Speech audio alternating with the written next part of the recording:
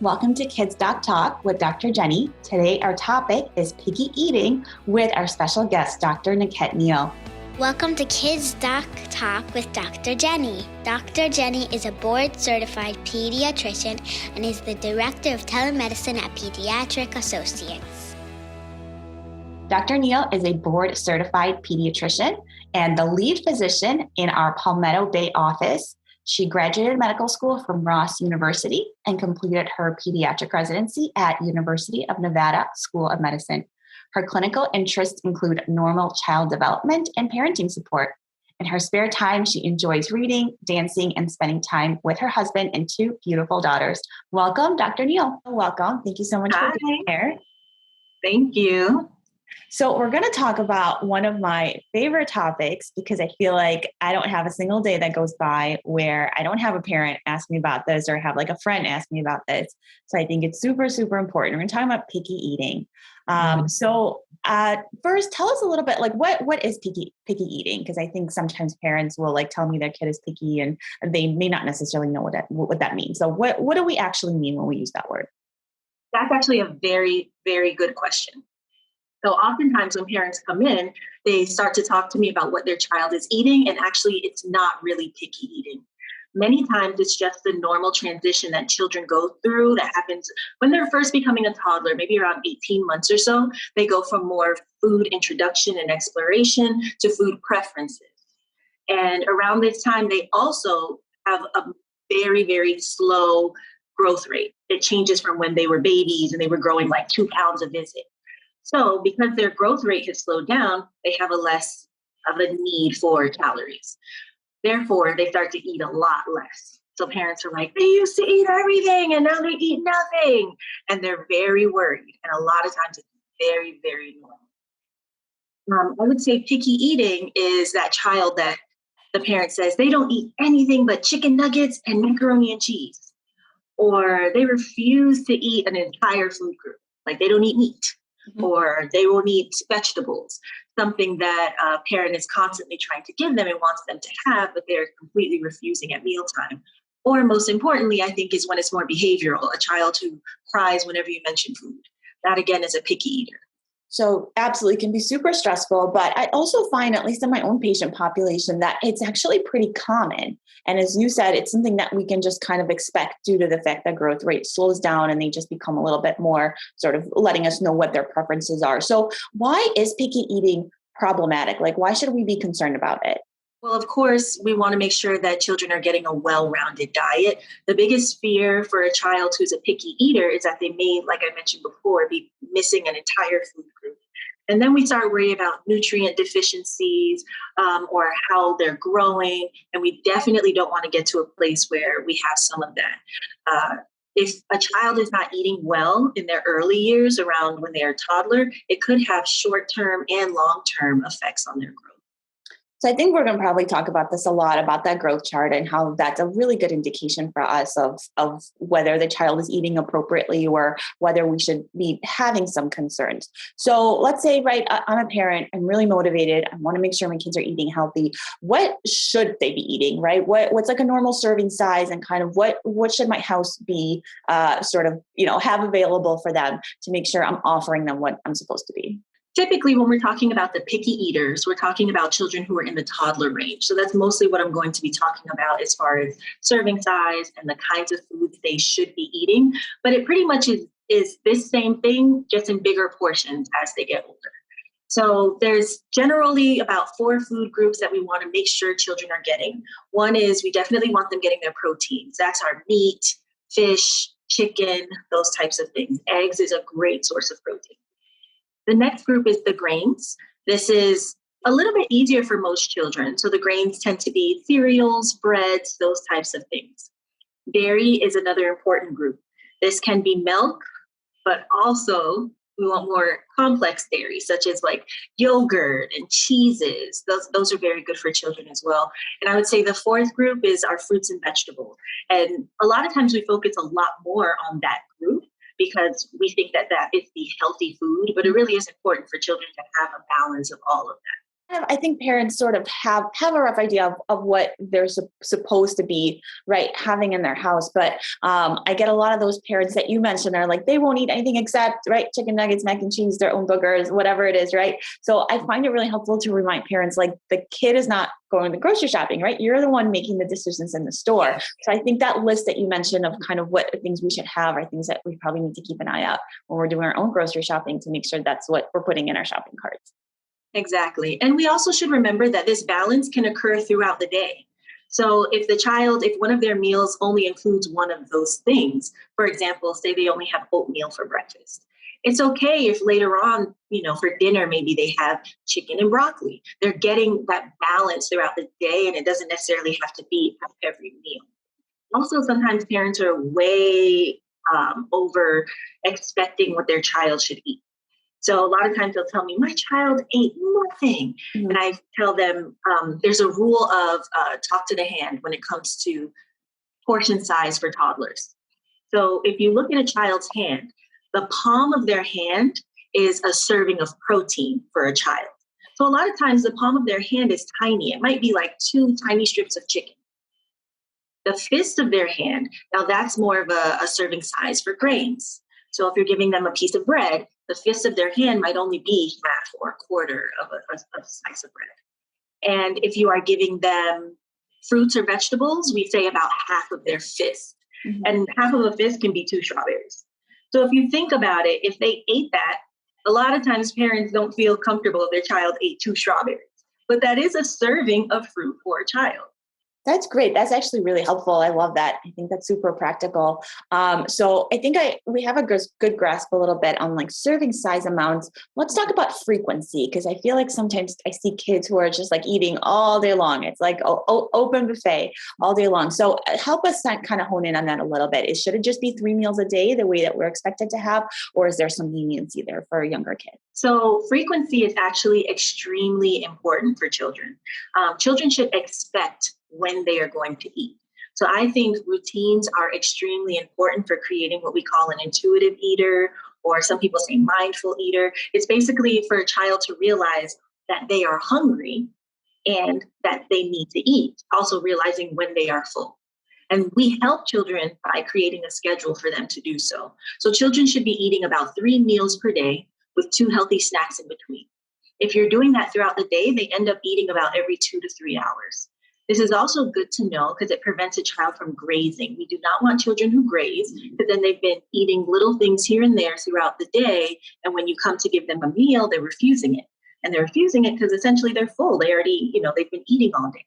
So if you give them a nice little schedule, then when they tell you they're hungry, you can say, okay, snack time is in 30 minutes. And that helps them to know, okay, I will be ready to eat soon. So super helpful, super practical. Let's get like super specific. And I know this is a question that maybe everyone will have different answers to, but give us a little bit of just like an example, right? Of like breakfast, snack, lunch, dinner, like what's a sample menu that's healthy? Because I think people, when they hear snacks, they automatically think, like chips, granola bars, and that's not necessarily what we want them to be having. Yes, that is a very good question. A lot of times when we talk about snacks, parents think about the 3 C's, crackers, cookies, and chips. But really, a vegetable can be a snack. A fruit can be a snack, a cheese stick. So we need to broaden the range of what we call snacks for our children. A lot of times the messaging that we give to children helps them to be able to decide what it is that they want to eat and when. So what I will say as far as a sample schedule, like you mentioned, it's different for everyone. And I think it's very, very important for the meals throughout a child's day to be culturally appropriate. So, what I eat in my home with a Caribbean background might be different than what you eat in your home. But I think a great schedule would be like for breakfast, maybe a small bowl of oatmeal. Then 2-3 hours later, they would have a snack. A good snack could be like an apple and a cheese stick. For lunch, they may have like a half a turkey sandwich and some carrot sticks. Mm-hmm. And then for dinner, maybe, half of a chicken breast and some broccoli. That might be a normal meal in my home, maybe that's not the same as in your home, but you'll notice that there's a balance of the grains and the protein and the veggies. And to drink for a couple of those snacks or meals, you might want to give maybe 4 ounces of milk. I noticed that there's no mention of crackers, right? No mention of goldfish, no mention of juice, which is really important. I think people think juice is healthy because it's from fruit, but our recommendation really is minimal or no juice, because that's just, I tell my kids, that's a cup of sugar. You're just drinking a cup of sugar. So I think that's super practical, really fantastic. So that's all well and good, but you and I both know, like, parents will come to us and say, like, okay, I know what I'm supposed to be doing, but they really won't eat anything. So you mentioned a little bit in the beginning about like a behavioral component to this, which I think is huge. Tell us a little bit, like how to approach these kids, because I sometimes find that's the most challenging part. Yes. So I will say I am a mother of toddlers. My youngest is 3. So I do understand the struggle. And I understand there's a time when you're like, whatever, just take it. They are, coming survival mode. Yes, exactly. And actually that does play a role in it. If you are stressed during mealtime, your child will be stressed during mealtime. So you have to kind of be laid back about it. You have to make mealtime enjoyable. It has to be something that you are happy about. But it really is behavioral a lot of times at this stage. At around this age, the toddler stage, we know that toddlers are very selfish. Toddlers are very one-minded, and toddlers have pretty much one coping mechanism at this stage, and that's tantrums. So a lot of times it's a power struggle more than it is about the food. So you might be like, you eat this food all the time. What are you doing? And we sit there and try to reason with a toddler. But really, it's just the power struggle in that time. So one really big thing that I want to go back to is the routine. If you have a routine for pretty much anything, you cut out a lot of those behavioral issues, because children want to know what to expect. They don't have really any control in their life. So if they know, okay, when I wake up, I go to the kitchen and I have breakfast, or I brush my teeth and then I go have breakfast. If they do that every morning, you likely will not have a meltdown when you put food in front of them, because it will not be a surprise for them, right? My own children, when they have lunch, they start asking me about nap time. Mommy, can I have this toy for nap? Because they know after lunch comes nap. It's a routine. The other thing that is a behavioral component is the choice of what to eat. Toddlers like to feel as though they have a choice. So, for example, you want to ask your child, it's lunchtime. What side would you want with your turkey sandwich? Do you want carrot sticks or do you want broccoli? And once they choose, it's a good chance they'll eat it. That makes sense. And I think that, again, practically, that's a really good option. But again, those parents are just like, they're refusing. And then it turns out, I'm like, okay, so what do they eat? And it turns out, there's crackers being offered, or there's like a sandwich being offered. And so I think parents find, like, they give the choice of carrot or broccoli, and the kid's like, I want a peanut butter sandwich. And just kind of like out of, desperation, because you really feel like they didn't eat anything throughout the whole day, you kind of end up being like a short order cook for them, right? And just like, cereal or a sandwich or whatever, just to get them to eat something. Is that sort of a good strategy, or do you recommend just kind of like holding firm on, you've got to eat what we all eat? Yeah, you have to hold firm and you have to be consistent. That one time that you give in and say, okay, I'm going to make you something else, you have now allowed your child to know that that is an option, and that is an option they will now try for.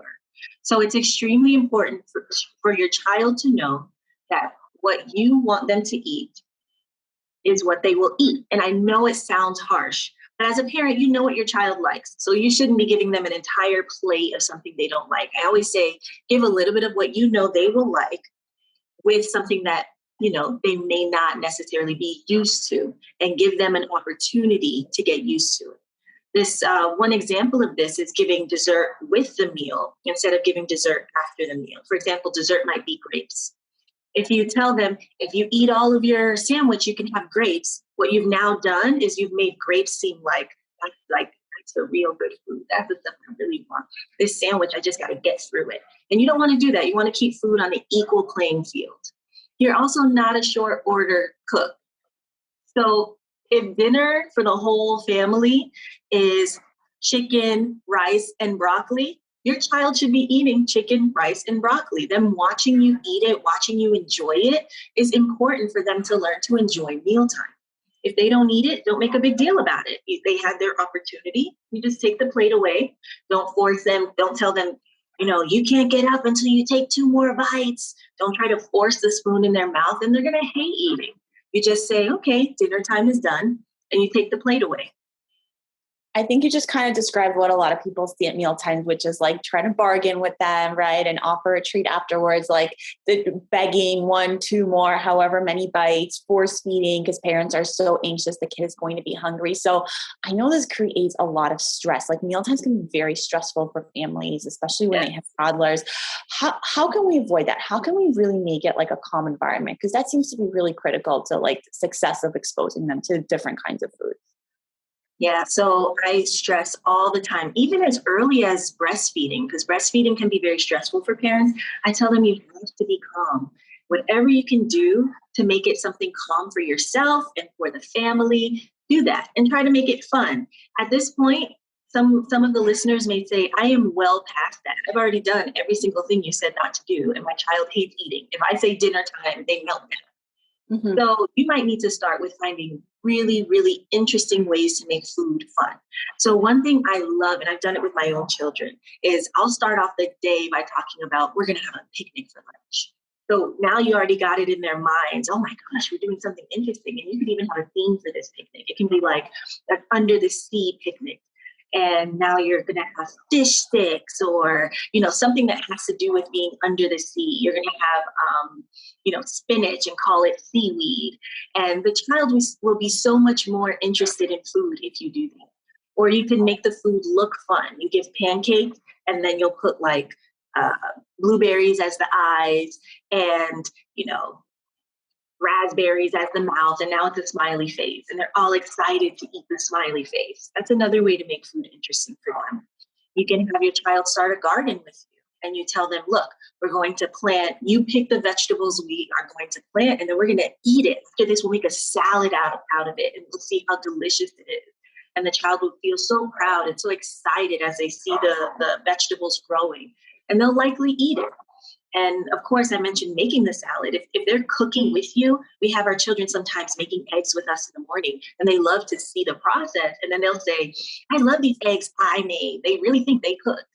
And they love it because they cooked it. So getting them involved, having them see how food is made, making them see that food is fun, turning broccoli into trees, those little things can really make a child interested in mealtime. That's super practical. I actually love all of those ideas. We talk a lot about, like, I call it shared decision making, where, like you mentioned, you want to give toddlers like a little bit of at least the impression that they have control or like some choice. So I think that's really important to like get them involved and have them choose between, right, these 2 things that they grew or these 2 things that they maybe helped contribute to make or prepare. I think you're right. They're probably much more incentivized to right, eat that if they had some say in how it was prepared or like what you get to dip it in. So I think that sounds really fun. So these are all really, really practical ideas. We talked about stress, trying not to make it stressful, trying to have like routine. That seems to be a really kind of common theme. So I know some parents, like, they're going to hear this and they're going to be like, yeah, I get it. And I know what to do, but like my kid just doesn't eat. They don't eat. And they kind of start doing alternative things like shakes or boosts or, right, like Pediasure. So is there any value in that, any benefit, and when are those supplements appropriate? So I am not a fan of supplements. And I tell parents this all the time. We're always moving towards the goal. With any problem, we're moving towards the goal. And the goal is for children to eat real food. So if you start plugging in this drink that fills them up, is nice and sugary and delicious, and it's very easy, they can carry it around with them as they play and drink, you are not helping them to get used to eating, and actually can be very counterproductive. And many times it makes the picky eating worse because they will go on a food strike all day until they get that Pediasure or that boost or that shake and supplement. Of course, there is a time and a place. I will say if a patient is having poor growth and it's recommended by maybe a specialist, then that might be a time. Or the one and only time that I tend to recommend it is if I have a patient who might be on a medication who that causes like a loss of appetite, and I'm seeing they're starting to fall off the growth curve. I might tell them to use it only as a fourth meal. And I call it the fourth meal because I want them to have eaten breakfast, lunch, and dinner and 2 snacks in between. So that doesn't change. We're still sitting down to eat. We're still doing picnics or anything else. And right before bed, not associated with bedtime, but that's a whole different story. But their last meal before bedtime would be maybe a Pediatrician in a cup. But that's to add to calories. That's not to replace a meal. In general, I do not really love the idea of using these. Sure. I would agree with that. I kind of cringe when I see families on it, unless, like you mentioned, those exceptions, right? Recommended by specialists or we're dealing with kind of a unique situation. So what do you think I can tell parents? Like I have these families that's super common where they do all the things, right? And they have the healthy dinner prepared for themselves. And then the kid is kind of like on a hunger strike that you said, right? They're just like, yes, I get it. I'm not eating, right? So then we start the crying and the tantrums. And so then, like I mentioned earlier, parents will start to offer an alternatives, which isn't recommended. So is it just the kid goes to bed hungry? Like how can parents kind of work through that? Because I know that's always a fear. Yeah, so everyone is going to think I'm a monster right now. But yes, your child goes to sleep hungry. And I know that sounds really bad, but there are consequences to actions. And children need to learn, if I do not eat, I will be hungry. And if they learn that, they will do whatever they can to not let that happen again. Eating is fundamental. Every living thing eats. And it's a huge motivation for life, for every living thing, including us. So if a child is on a hunger strike, they will not starve to death. I promise you they will not. They will eat eventually. They will. Yeah. I mean, I tell parents the same thing, and I think it's a little bit shocking to hear at first, but I totally would agree with that. I always tell them kids are smart. They're not going to starve themselves. They may be hungry night, 2, 3, and 4, but night number 5, they're going to eat that chicken and carrots because they realize there's no plan B. So I think it can be really challenging to enforce, but very rewarding because ultimately you're going to have a child who's growing and making really good food choices. Okay. So we talked about like normal and kind of what we should be doing. Now, when should we be worried? Like what are red flags to look for to say, you know what, I think this is more than just like a picky eater. I should probably be concerned. What am I looking for? Some red flags, I would say the biggest one is poor growth. Your child is either not growing as we expected, or they start to what we call fall off the growth curve, meaning they were, growing perfectly, and all of a sudden now they're starting to plateau or maybe starting to even lose weight a little bit. So that's a sign that there might be something wrong there and that we need to do a little bit more investigation into this. Another thing is if you're noticing there's a sensory issue, like it's not so much that they're being picky because they don't want to eat the food. It's almost like they can't. Like something about that food turns them off. It's extremely off-putting for them. And the reason these things bother us is because, like I said before, eating is intrinsic. It's something that we naturally need to do. And if a child is able to avoid eating to the point where they are losing weight, and of course, this is not a child who's already overweight. In most cases, sometimes it's appropriate for them to be losing weight, but a child who is normal weight and now starts losing weight, or a child who is avoiding certain sensory things, this can be a red flag for another condition. This can be a red flag for sometimes OCD, obsessive compulsive disorder, or it can be a sign of, a patient who's on the autism spectrum, or it could even be a sign of a patient who has oppositional defiant disorder, that they're just going to say no matter what, even to the point to where it hurts themselves. And in these cases, we always want to get a specialist involved. For sure. So I think that also helps reinforce the idea that that well care and, going to your pediatrician and making sure we're being on time for those visits, or making sure they're being made at the appropriate times, especially for toddlers who we start seeing less and less compared to when they were newborns. Those well care visits are really important. That's when we get height and weight, and that's why, we address all these things like eating and like the food choices that we're making. So sometimes when even things seem normal, that may be a really really good place for us to kind of catch kids to make sure nobody's falling through the cracks. So I think that growth chart really tells us a lot. I'm always reassured when I see a good growth chart. And then sort of regardless of what that story is, I'm always happy to tell the parents, everything's fine. We can work on this from a behavioral standpoint, but a good growth chart is kind of like a sigh of relief for me always. Yes. Okay, this was really fantastic. You gave a lot of really, really helpful information, a lot of practical tools. Where can parents turn to for more? Because I know this is a super popular topic that parents always want to read more about.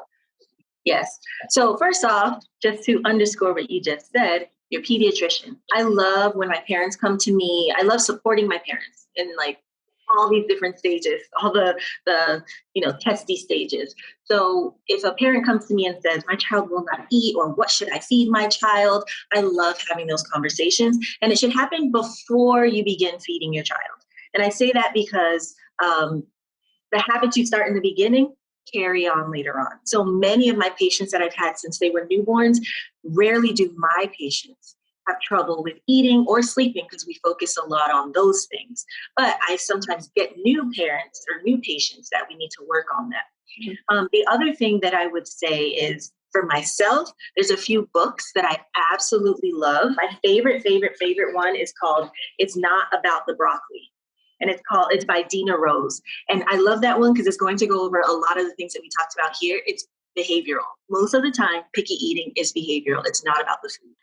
Another book, if you like to read, is called Our Food Book. That's a book for you to read with your child. And it talks about what food does in the body.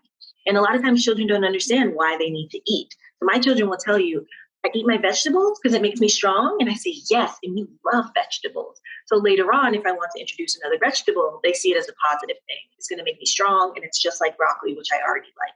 For those of us who love social media, like me, if you like cute, quick infographics, 1-minute videos, I follow at elementnutrition.kids. Again, that's at elementnutrition.kids. She is a dietitian and she is amazing. I learn from her all the time. I love her.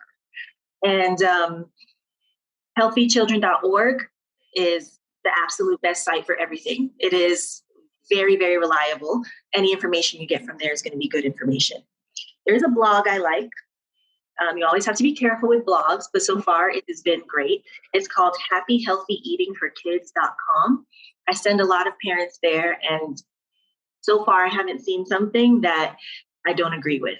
But again, we always have to be careful with blogs. So if something doesn't sound right, just ask your pediatrician or cross-reference it with one of the other resources I mentioned. Excellent. That all sounds fantastic. I like that. Our food book, that actually sounds really fun. I might look into that. And we'll have all these listed in our podcast description so everyone can take a look. So listen, thank you again. This was super informative. I learned a ton. I think that parents are really going to be interested in this, and definitely something I'm going to take away some of these tools to help some of my parents whose kids are struggling with picky eating, as well as my own kids. So thank you so much. Awesome. You're welcome. And thank you for having me. Make sure you like us on Facebook and follow us on Instagram and Twitter. Thank you for joining us on Kids Doc Talk.